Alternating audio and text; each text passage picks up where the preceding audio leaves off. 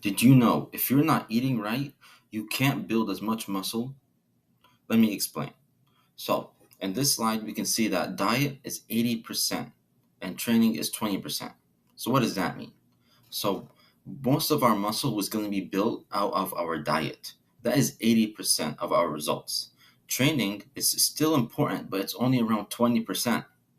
Most people think that working out is the main factor. No. What you eat affects how much muscle you can build and how well you perform in the gym. Now, obviously, bad nutrition can slow your progress. What does that mean? If you look at the picture here, imagine you eat steak before your workout. How are you going to feel? You're going to feel powerful. But if you eat donuts, you're going to feel sluggish, tired, and you're not even going to perform your exercise as well. And another important thing is our diet is equal to how we feel, our mood, how happy we are, how depressed we get. It relates to our function, how our body functions, how our brain functions when we're working, and also our gut health. Now, what is our gut health? That is the driver of basically everything in our body. Now, I know understanding all this diet and training is very confusing. That's why I took it upon myself to create a school community. Now, what is that? Well, first, this is what I thought of. How can I help you reach your goals? I wanted to create a community of like minded people with the same goals as you. With this, you can work directly with me one on one of how to reach your goals. So, if you want to build muscle and have direct contact with me, click the link in the description. I will work my hardest to make sure you reach your goals.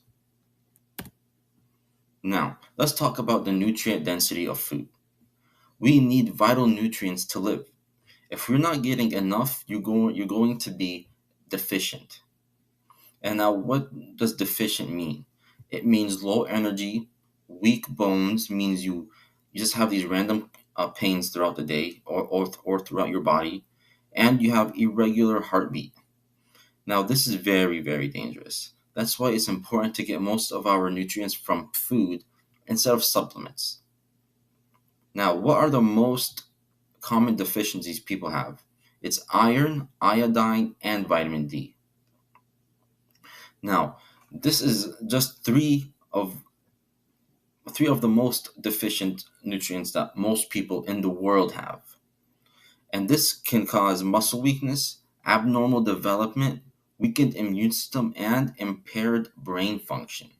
What that means is that you won't even function like you're supposed to if you're deficient in these foods. Now, these issues are only relating to these three deficiencies. We're not even talking about B12 or calcium. Just these three can have a huge impact on how you live your day to day life. Now, what are nutrient dense foods? How do you even know what food is nutrient dense? Well, first, foods that are natural, that come from earth. Those are nutrient dense. They're whole foods and they're not processed, which means that they only contain about 1 to 4 ingredients. Here are some examples. Meat is a whole food, it's only one ingredient.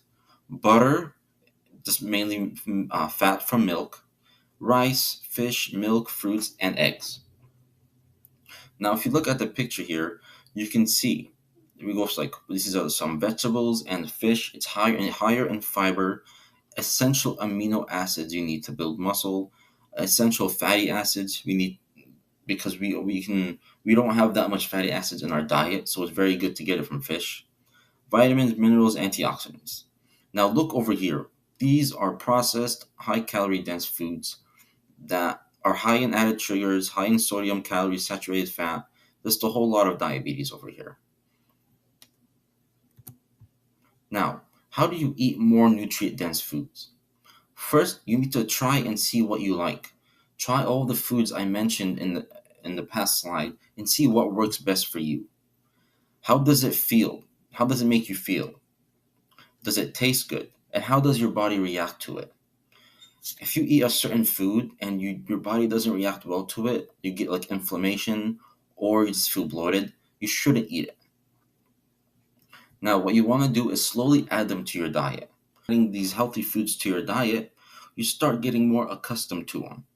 Now, what you want to do is make one of your meals just whole food, the food I mentioned. This is our main goal, is to get it to be one of your main meals. And then in the future, all three of your meals will be like whole food, healthy options. And obviously make them taste good. We're not in jail. You can add seasonings to your food. It's not going to do anything. A little bit of salt, a little bit of pepper isn't going to destroy you or your progress. And obviously, consistency is key. So just try and implement these foods day after day. Now, what are the changes that you're going to feel when you make the switch from the regular processed food you eat to this nutrient dense food? Well, first of all, you're going to have more energy. You're going to have more willpower to do things throughout the day. Your mood is going to improve. You're going to be happier. You're going to have better sleep, and you're going to have less random body aches. You'll see the effects this has on your body the more you eat healthier food, and you'll get less headaches. Another amazing effect is that you have better gut health. Now, what is our gut composed of?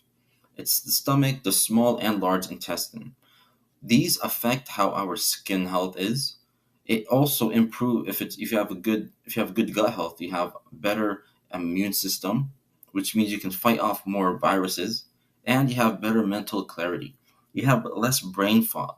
You can actually work throughout the day without having your mind wander off somewhere else. And obviously, life just gets better. When I made the switch to more nutrient dense foods, I just saw life as something different. It felt happier. And I want you guys to feel this too. And look at this picture here. This is basically how your life will be if you start eating better. Now, it may look a bit cliche, but I tried it and I really just enjoy my life now more than before. I have less random pains. I think clearly, and I can work more than I did before. And of course, my gym improvements were tremendous. I started to be less tired. I started to hit more PRs. Like I can all of a sudden hit 195 on bench. I could never do that before. But once I start eating healthier, I can do things I couldn't do before. But now let's go to this. How strict do you have to be? Well, of course, you aren't a robot. You can have a piece of cake every once in a while. I do this. I'm not perfect, and I know not everyone, no one in this world can go clean without dessert every once in a while. Now, when I mean by some dessert is you need to monitor yourself. Now, unless you're preparing for a bodybuilding show, you can have some cake or some dessert at like a wedding or a party, or just maybe you've been good with your diet for a while and you want to reward yourself. No problem. This you need to control how much you eat and be mindful of also what you're putting into your body. If you guys learned something about nutrition, dialing in your nutrition is extremely important. Of course, keep your training dialed in also. You don't want to focus on one extreme and then forget about the other. You want to make sure you're focusing on both aspects of lifting. Now, as I mentioned before, my school community is in the link in the description. Go check it out if you want my guidance and the whole community of people helping you. I also have some bonuses in there for you. And yeah, I hope you enjoyed this video. I'll see you next time.